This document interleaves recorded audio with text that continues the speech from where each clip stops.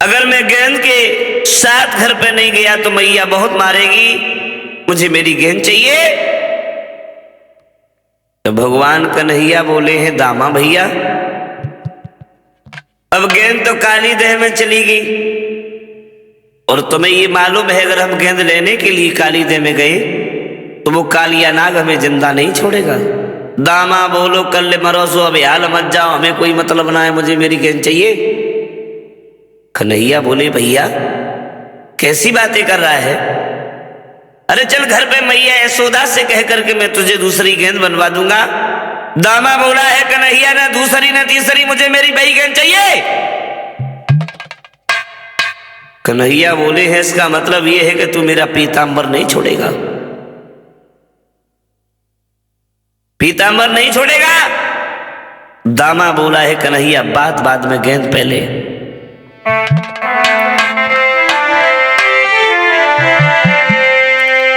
कन्हैया बोले हैं ओरे दामा ओरे दामा ना कुछ मसले पर तू विश्व उजाड़े देता है,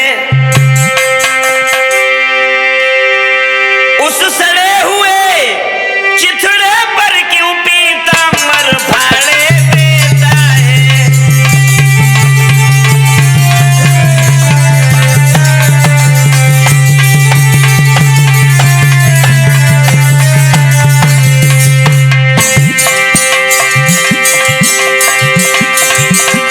ओरे दामा एक छोटी सी गेंद के पीछे तू हमारे अनमोल पीतांबर को फाड़े दे रहा है।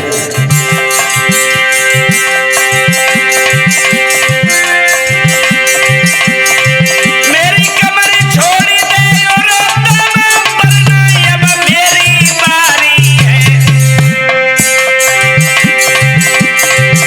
जो एक तमाचो बन बैठो तेरी खबर तो हुई जिम्मेदारी है।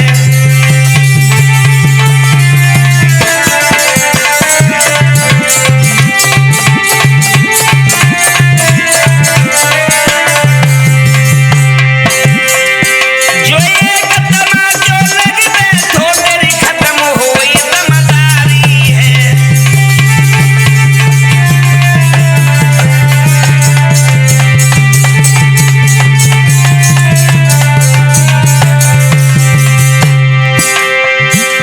सुन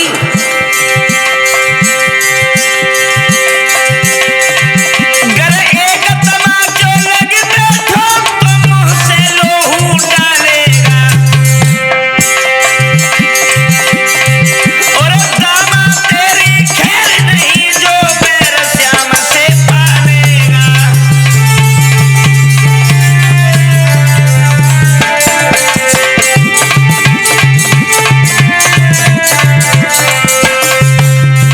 जवाब दिया है हमारे पीतांबर को छोड़, अगर एक तमाचा लग गया तो मुंह से खून गिरने लगेगा, समझ गया। और जो दामा ने तनी बात सुनी पीतांबर तो छोड़ दिया है, भागा हाथ में लाठी उठाई, जवाब दिया है कन्हैया आओ, बड़े बाप की लड़का हो तो अपने घर के लिए और मेरे घर के लिए नहीं, समझ गए।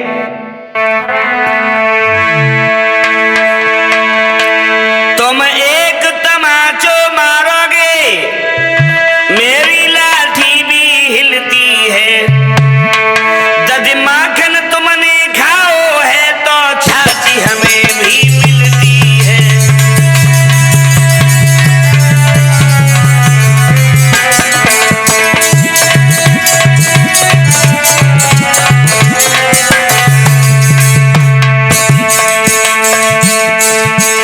जा घर में तुमने माखन खाओ, लाला बाई घर में हमने माखन खाओ। हाँ भला हम तेरे से किस बात में कम है।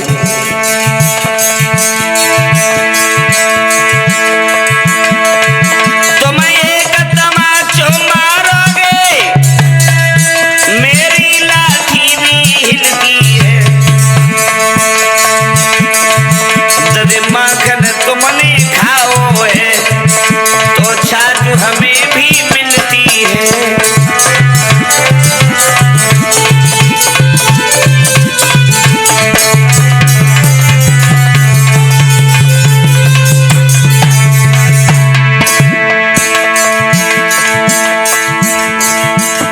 कन्हैया बहुत बड़े बलधारी बन रहे हो,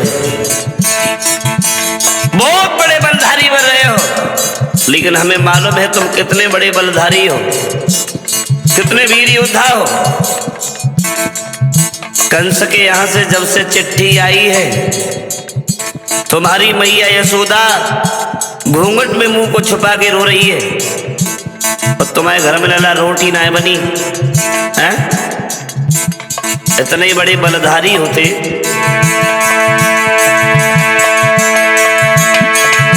ये फूल तुम्हारे आगे ही तुम भी पूरे बलधारी हो। ले आओ इन्हें तोड़ करके हम समझी तब बनवारी हो।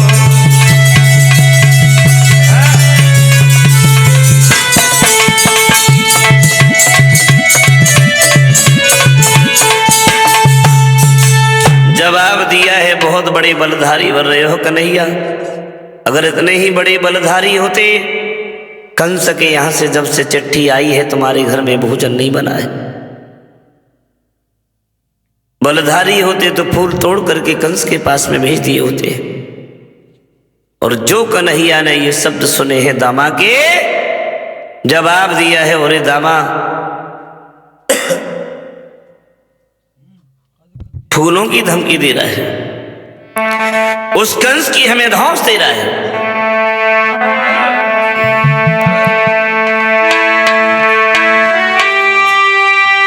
तू फूल फूल चिल्लाता है,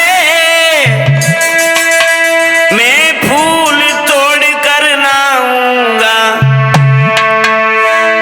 पाताल लोक में भी होगी तेरी गेंद ढूंढ के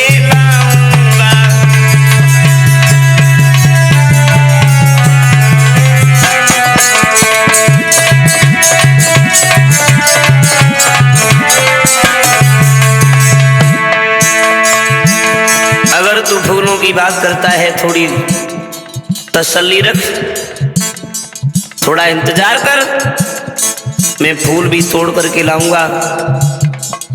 और तेरी गेंद रसातल में हो, काली देह के किसी भी कोने में हो, चाहे वो पाताल लोक में क्यों ना हो, मैं तेरी गेंद भी लेकर के आऊंगा।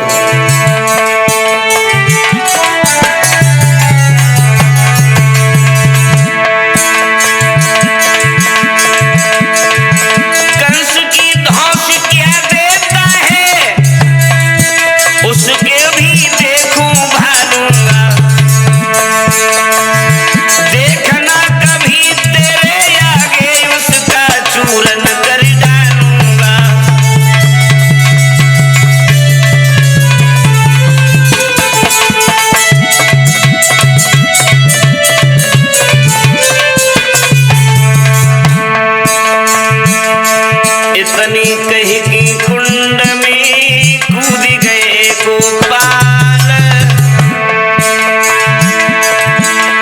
हुआ बिना ब्रजराज के ब्रजमंडल में हाल।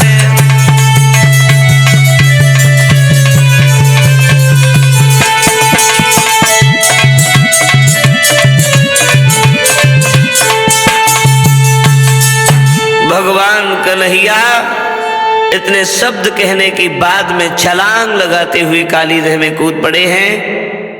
और जैसे ही कन्हैया काली देह में गिरे, ग्वाल बालों का हाल बेहाल हो गया।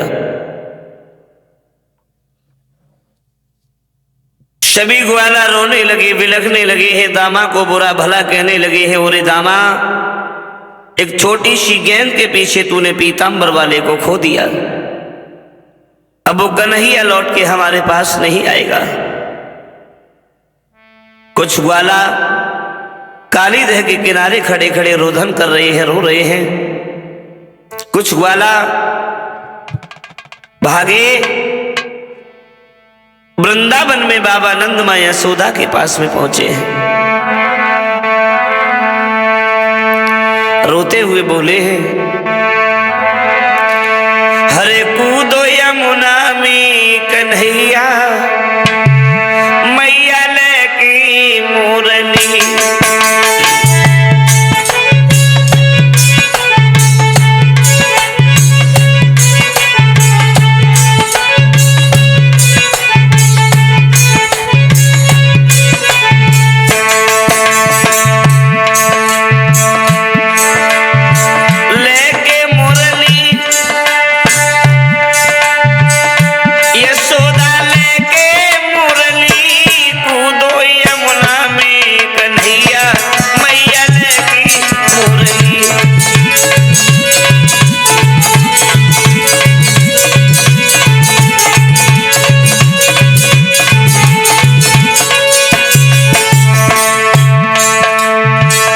यशोदा मैया तुम्हारा कन्हैया काली देह में कूद गया।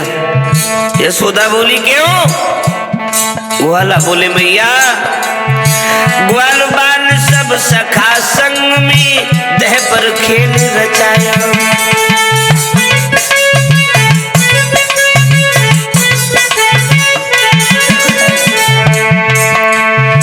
ग्वाल बाल सब सखा संग में देह पर खेल रचाया।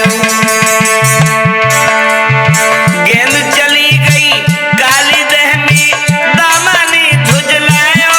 तास कूदो तेरो छैया मैया लगी मुरली। कूदो यमुना में कन्हैया मैया लगी मुरली।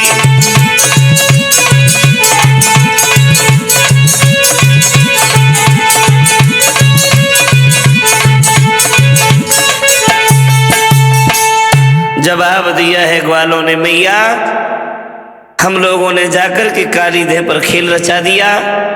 दामा की गेंद थी और जब वो गेंद काली देह में चली गई दामा ने कन्हैया का पीतांबर पकड़ा और ये कहा कि मुझे मेरी गेंद चाहिए। गेंद को लेने के लिए कन्हैया काली देह के जल में कूद गए हैं। मैया यशोदा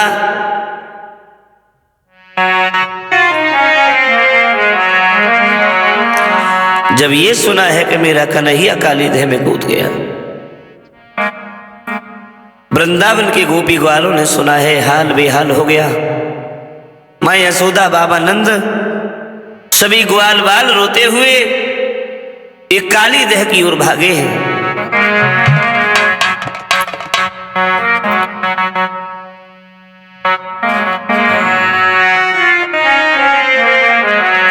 यशोदा चिल्लाई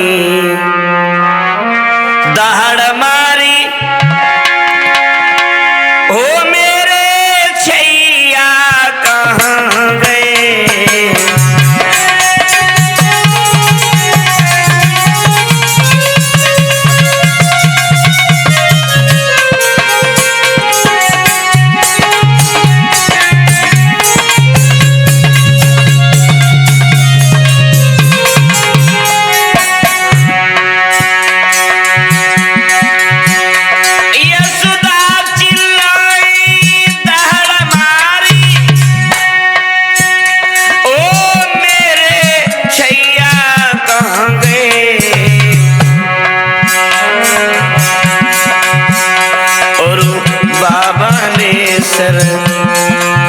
पीट गई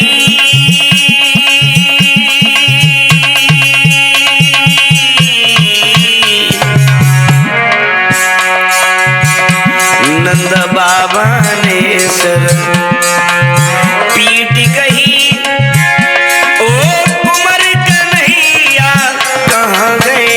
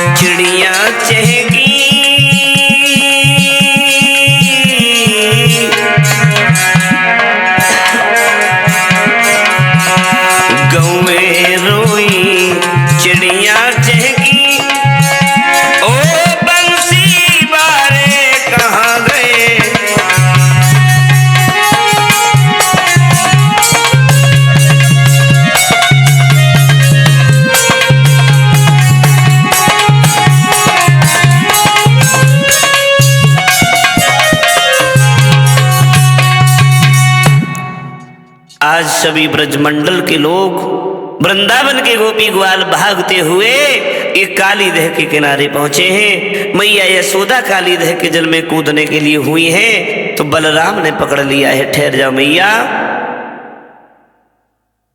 जिन्हें तुम साधारण बालक समझ रही हो वो साधारण बालक नहीं है, वो अवतारी है और कन्हैया हमसे दूर नहीं है।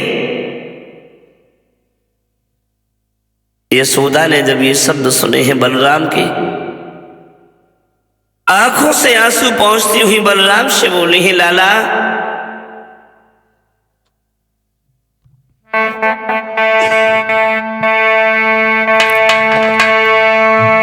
कि वो नर है या अवतारी है और हम दोनों ही तरह भिखारिनी हैं।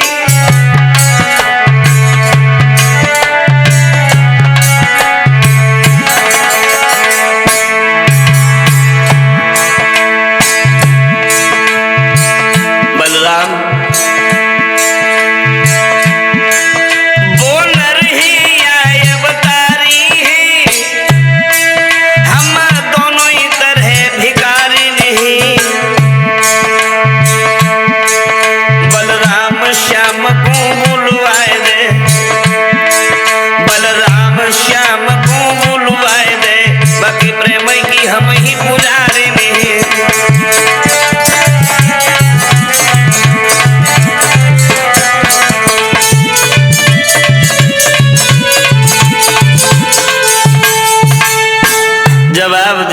कन्हैया न रहे चाहे अवतारी हैं, लेकिन हमेशा मैंने उन्हें अपने पुत्र की दृष्टि से देखा है। अगर वो कन्हैया हमारे पास में नहीं आए तो मैं इसी काली दह के जल में कूद करके अपनी आत्महत्या कर लूंगी। अब मैं लौट करके वृंदावन में नहीं जाऊंगी। इधर तो बलराम सबको धैर्य बना रहे हैं। सभी वृंदावन के गोपी ग्वालों के रोते रोते शरीर शिथिल हो गए, अचेत अवस्था में यमुना के किनारे पड़े हुए हैं। और उधर कन्हैया कालीदह के अंदर पहुंचे हैं। जिस कालीदह के अंतःकरण में जाने के लिए मौत भी पनाह मांगती है, जिस जगह वो कालिया नाग सो रहा है, उसकी 3 पत्नियां हैं, वो तीनों जाग रही हैं।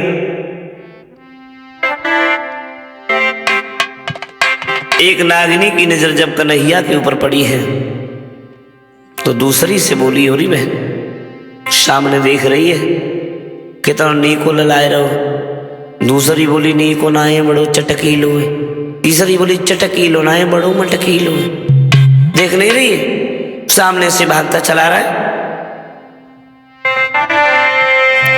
अरे देखी ले बहने हर उमरी को है बारो,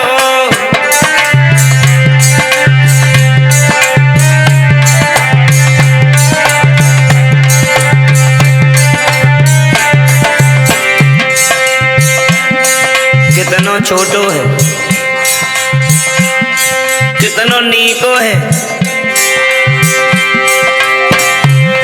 हर देखी ले बहनी उमरी को वारो, बेटा कितनो प्यारो, दीदी बेटा कितनो प्यारो।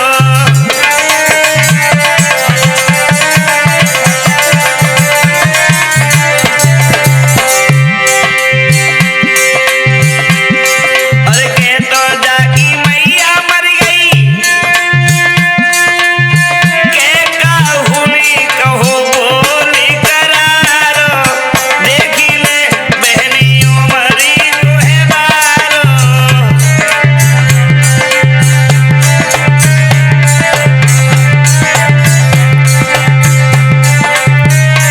ए देखी ले बहनी उमरी को है बारो।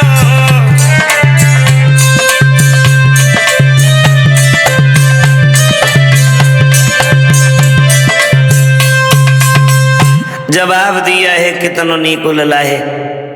अरे से आगे बढ़कर के समझाओ, इसकी किस्मत अच्छी है जो भी हमारे पति सो रहे हैं। अगर कहीं जाग गए बेचारा बेमौत मारा जाएगा। दूसरी नागिनी आगे बढ़ी, कन्हैया के पास में पहुंची है। लाला कहाँ भागते हुए जा रहे हो? बेटा भाग, यहाँ से भाग जाओ। तुम्हारी किस्मत अच्छी है जो भी हमारे पति सो रहे हैं, और अगर कहीं जाग गए तो बेमौत मारे जाओगे। कन्हैया बोले, नागिनी अरे तू जिसकी हमें रागिनी सुना रही है, मैं तो उसी से मिलने के लिए आया हूं।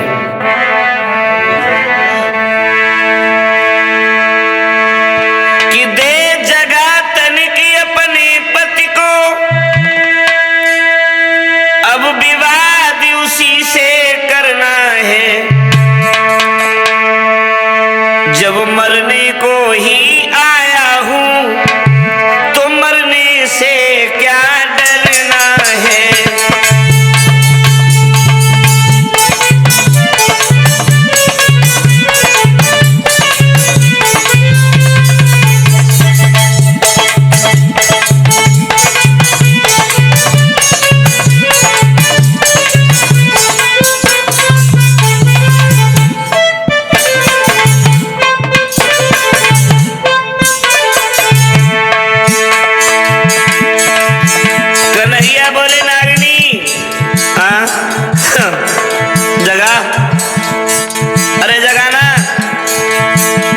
तो देखूं तेरे पति में कितनी ताकत है। दे जगह तनिक अपनी पति को, विवाह भी उसी से करना है। जब मरने को ही आया हूं तो मरने से क्या डरना है।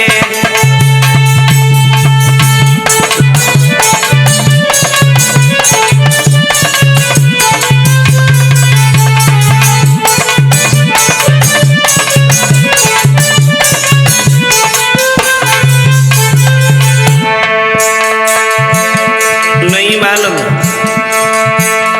तू जो मुझे छोटा कह रही है, हाँ?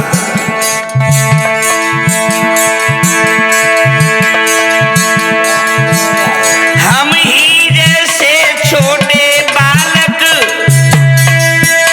दुष्टों का घमंड गिराएंगे।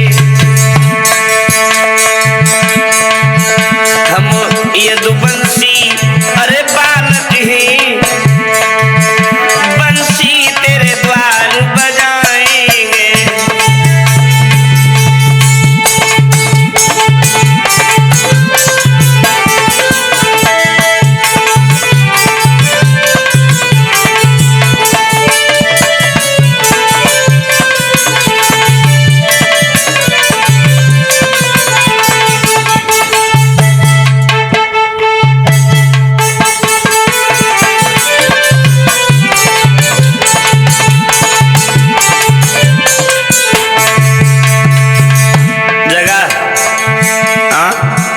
अब खड़ी खड़ी हमारे चेहरे की ओर क्या देख रही है? हाँ, नहीं जगाएगी? अरे तू नहीं जगाएगी तो मैं जगाना भी जानता हूँ। कन्हैया आगे बढ़े, जिस जगह वो कालिया नाग सो रहा है। जगदीश आगे बढ़े, हरे नाग की पूछ को दो दवाई।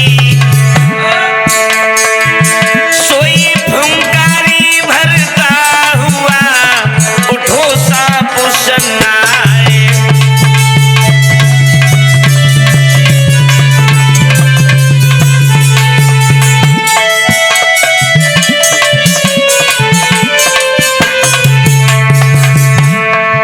जैसे ही भगवान कन्हैया ने आगे बढ़कर के कालिया नाग की पूंछ पर अपना पैर रखा, अरे भैया वो तो बिल्कुल सतर ही चलो आओ। हे भनन भनन ध्वनि करत हुआ वो मनमोहन से चिपट गया। हनि हनि के फन मारता हुआ वो श्याम बदन पे लिपट गया।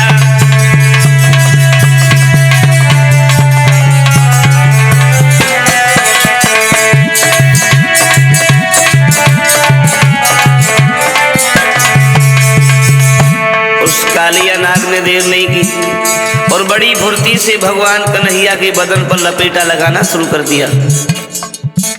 अब कन्हैया उस काली देह के अंदर बाल रूप में गए। कालिया नाग का विशाल स्वरूप था, विशाल शरीर वाला वो कालिया नाग भगवान के बदन से जब लपेटा लगाने लगा है तो भगवान ने अपनी माया दिखाई और उस काली देह के अंदर विशाल रूप बनाया। कालिया नाग लपेटा लगाता जाता है, भगवान अपने रूप को बढ़ाते जाते हैं। अंत में हुआ ऐसा, संपूर्ण शरीर पर जब उस कालिया नाग ने लपेटा लगा लिया, मुंह से फुसकार निकलती है, ज्वाला जैसी लपटें निकलती हैं जिससे यमुना का पानी खौल जाता है। कन्हैया मन में सोचने लगे, इसका मतलब ये है हम तो चारों तरफ से घिर गए। उसी समय भगवान ने अपनी माया दिखाई, अपने शरीर को इतना गर्म किया है, घबराए के काली दूर हुआ, क्यों ही मोहन ने हाथ किया, झटका दे नथनी पिचका दी, उस काली नाग को नाच लिया।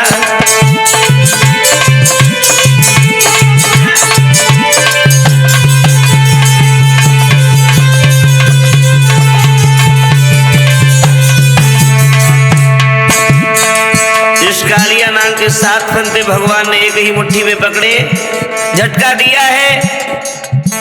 जिस मुंह से ज्वाला जैसी लपटें निकल रही थी, थोड़ी देर के बाद में खून बहने लगा है। फू फू फुंकारी बंद भई, बाके मुंह से झागी छूट गई,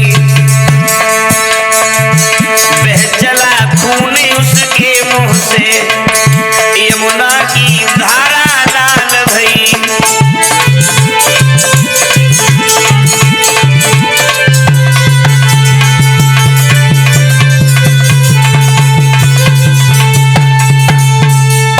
उस कालिया नाग के मुंह से खून बहने लगा है, ज्वाला जैसी लपटें निकलनी बंद हो गई। खून की जब धार बही, तीनों नागिनियों ने जब अपने पति की वो दशा देखी है, कन्हैया के सामने दोनों हाथ जोड़ करके खड़ी हो गई है, रो करके बोली है, नाथ कि तामसी जीव हूं स्वामी,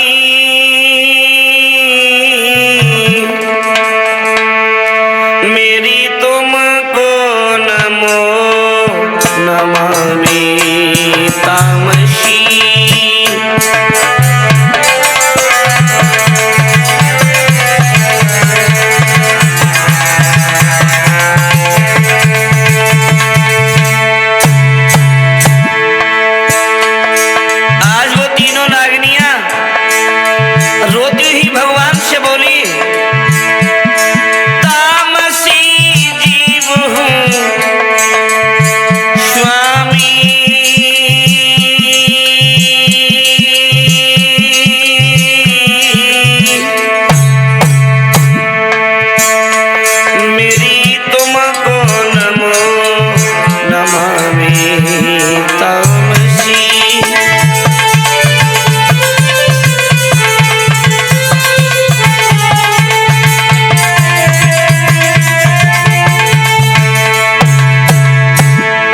कन्हैया मोई भीख पिया की दीजे,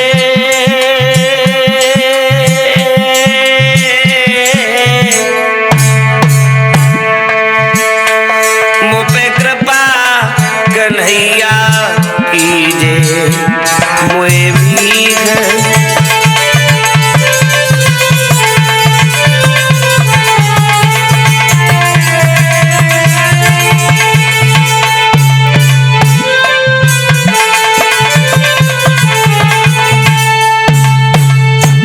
तीनों नागिनियां भगवान कन्हैया के सामने झोली फैलाए खड़ी है। नाथ, हम तो तामसी जीव हैं, तामस करना हमारा स्वभाव है, इसलिए हमारे पति को प्राणों का दान दे दीजिए।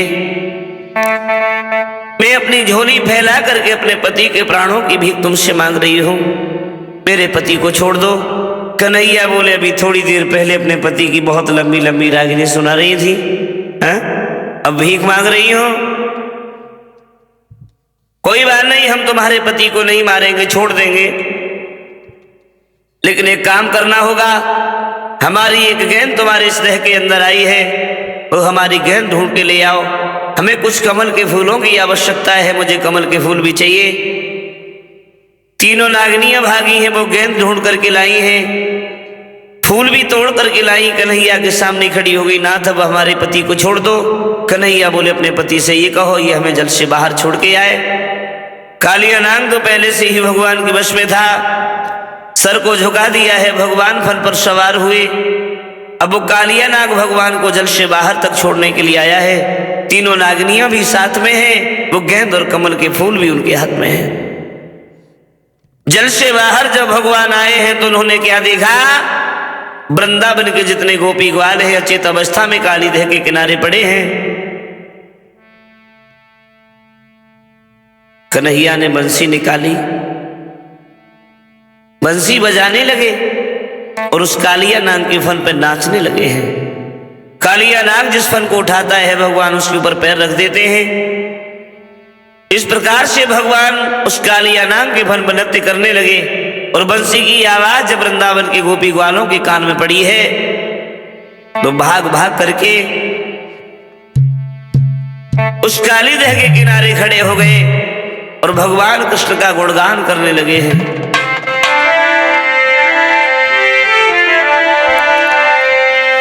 कि मुँह पे रहो न जाई और दिल मेरो लगो कन्हैया से।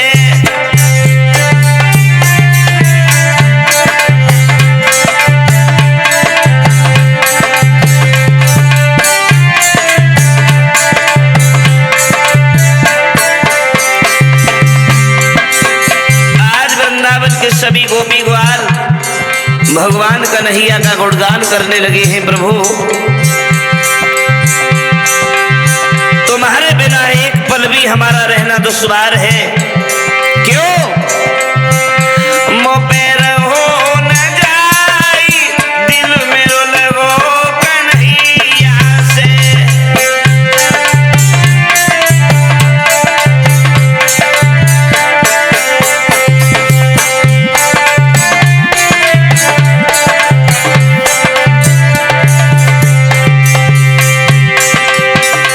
अरे एक दिन बागन में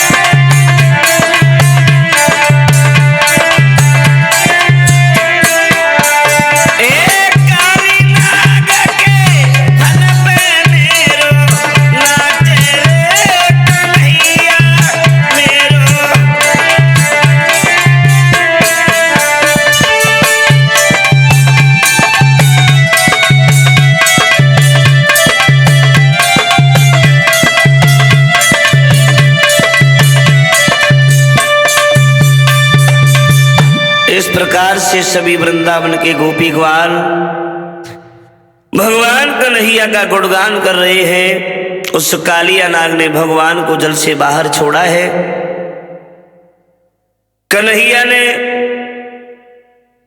वो गेंद दामा के हाथ में दी है, तो दामा उस गेंद को पाकर के अपनी की गई भूल पर पश्चाताप करने लगा है। कन्हैया से क्षमा मांगी है, श्याम मुझे माफ करना, छोटी सी गेंद के पीछे मैंने तुम्हें इतने बड़े संकट में डाल दिया। कन्हैया बोले भैया तुमने बुरा नहीं किया, अगर तुम गेंद लाने की जिद नहीं करते तो इस कालिया नाग को सबक नहीं मिलता। इधर मैया यशोदा को जब बाबा नंद को वो कमल के फूल दिए हैं तो मैया यशोदा ने कन्हैया से प्रश्न कर दिया है, लाला ये कालिया नाग इतना विषैला सर्प था, ये तुम्हें जल से बाहर छोड़ने के लिए कैसे आया? कन्हैया तो कुछ नहीं बोले। मनसुखा हाथ में लाठी लेके बोलो मैया अरे तू बात से का पूछ रही, हमसे पूछ, हमसे। जब से जो कन्हैया काली देह में गो और तभी से हम हाथ में लाठी ले खड़े ही आवाज लगाए रहे, सावधान काली, सावधान काली। तो बाने मन में जो सोची बाहर कंस के पहरेदार ठाड़े ताकि डर की वजह से छोड़ने के लिए चलो आओ। कन्हैया बोले भैया तेरी बात बिल्कुल सही है। इस प्रकार से भगवान कन्हैया ने कालिया नाग का मर्दन किया, आदेश दिया है आज के बाद इस काली देह में नहीं रहोगे। बोले कहाँ रहे? जवाब दिया है रमणक द्वीप पर चले जाओ। वो कालिया नाग अपनी तीनों पत्नियों को साथ लेकर ये रमणक द्वीप के लिए प्रस्थान करता है और कन्हैया सभी गोपी ग्वालों के साथ में ये वृंदावन में आ जाते हैं। वही फूल बाबा नंद ने कंस के पास मथुरा में भेज दिए हैं। अब कंस उन पुष्पों को निहार करके, उन फूलों को देख करके दिल में और ज्यादा दुखी है। इस प्रकार से भगवान कन्हैया ने कालिया नाग का मर्दन किया।